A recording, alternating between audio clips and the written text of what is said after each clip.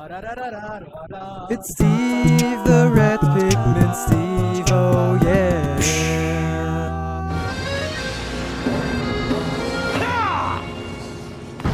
Hello ladies and gentlemen, and welcome back to Sonic Unleashed. We're in a Rooftop Run Night DLC stage.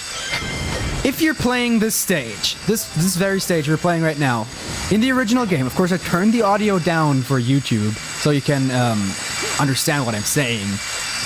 But I also put a bit of track compression on my videos. So you can always understand me, and when I'm not talking, you can understand the music. But if you're playing this in the original game and have some kind of PS3 headset or Xbox 360 headset and are playing this stage, turn your headphones down! Or your speakers, or whatever, because there are a bunch of saws in the stage and the sound effects of them seem to stack. So there's constant clipping in the entire stage with these saws. Like, not the entire stage, but I think at some points there's like 10 seconds where the entire time the right audio track is clipping, and it's like, what the fuck? That's good game design, right? That's amazing game design. Anyway, so this stage you're doing a bunch of fighting and also a bunch of like platform, but not really platforming. You're doing a bunch of climbing, I should say. By the way, something I figured out in the first failed attempt of beating the stage, you can throw these explosive boxes in these guys' mouths when they're like doing a specific attack. I don't know which attack it is, but you can try that out. It's kind of a neat detail. There's a lot of details in this game that I never knew about until they randomly happened to me, and it's kind of cool. Again, a reason why I like this game a lot. It's a lot of detail, a lot of polish. It doesn't seem like a game that was put together in 2 years, except for maybe the graphics and frame rate and everything. But you can feel the effort with this game. Anyway, you have to pull this lever. And then you got this really weird, wait for it.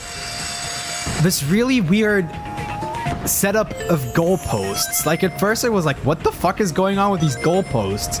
But then I realized that I went through one when I went into this part and went through one just then. And that's why there's 4. At first I thought, why are there 3? Because I forgot that there was a 4th one. It's like really weird, like trapezoid. Trapezoid goalposts. Amazing. This part of the stage really reminds me of a part in Harry Potter 3 of all things, on the part of the PC. I don't know exactly why. There's like a tower and you're going around it by climbing on things or hanging onto things. Reminds me a lot of Harry Potter. By the way, I've been wanting to check out. What the fuck? I've been wanting to let's play some of the Harry Potter PC games for a while now, and I want to know if you guys have any thoughts on that. Harry Potter PC are games that I've always really liked. And I thought I might LP them because they're not very. I don't hear many people talk about them. I hear many people talking about Harry Potter 3 on GameCube and Harry Potter 2 on PC, but never the first, third, or fourth game for PC, which are also all great games in my opinion. I think 3 is a fantastic game. The first game is a bit rough around the edges, for like a first game would be, but it's still pretty enjoyable. And the 4th game is kind of a bit of an experiment that worked out for the most part, and I think it's still a pretty good game. All these games are pretty good. I don't like the 5th, 6th, 7th, 1st, and 7th, 2nd game, but those are like the 5th and 6th are generic and not very interesting. They're fine, but you know. And the 7th is why make Harry Potter a shooter? Like what? Why? It's like the worst thing you could do. Like it's a serious case where you can see again how steeply EA has fallen. Like, I mean, they still put out some good games, and I mean, now that they've acquired PopCap, I have no choice but to play, appreciate that they're still there, because Plants vs. Zombies is an amazing game, but EA is just, no. This is actually a part where I didn't figure out what I had to do for a while. I got stuck here for like 4 minutes or something. Luckily, though, someone was watching me, actually watching me play. I often do that with friends, and actually came up with the solution. So I would probably, without them, I would have probably gotten stuck here for hours and hours, and wouldn't have known what to do. And yeah, kind of weird. All right, let's swing. What am I doing? Got in that extra life that I really don't need. Well, actually, yeah, I don't know. There'll be a bunch more stages where you can get 99 lives very easily. Believe me. So yeah. Whoa! What am I doing there? I'm pretty terrible at swinging, aren't I? That sounds interesting. Or not, because I'm terrible at it. Anyway. Can I finally do it? Why does the fire hurt me? That didn't make any sense. Usually fire only...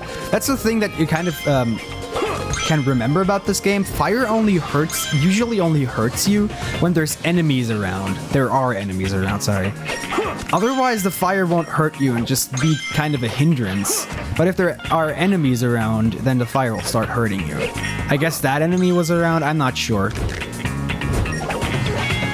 A lot of cool platforming here. This is like a really cool stage. Another stage that I really think was worth making DLC for. I wish more Sonic games had DLC. I like the DLC in this game. I don't know if it did particularly well, but that's probably because people didn't really like this game that much. Many people bought it, but I don't think many people would have bought the DLC. But I think with Sonic Generations, with all the, like, with the Casino Night DLC, I feel like if they would have had some extra stages there, I mean, we got the modding community now, but with some extra stages in Sonic Generations, that could have been amazing. Like, especially because of what Sonic Generations' premise was, with all the retro stages brought into modern Sonic and classic Sonic. Or like it was a nostalgia trip, and I think having more stages from the past would have just made people even more happy. Like, the game was already playing on the nostalgia before. They could have exploited that a bit better. Anyway.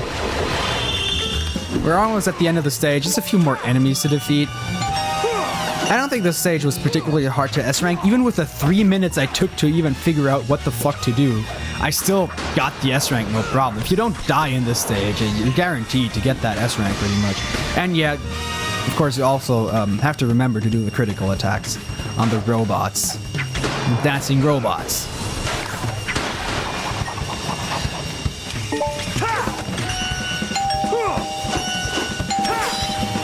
Take a second to appreciate that awesome jump solo that you'll hear 20 times when you... well, more than 100 times when playing this game. And that's the end. That was not too bad, actually.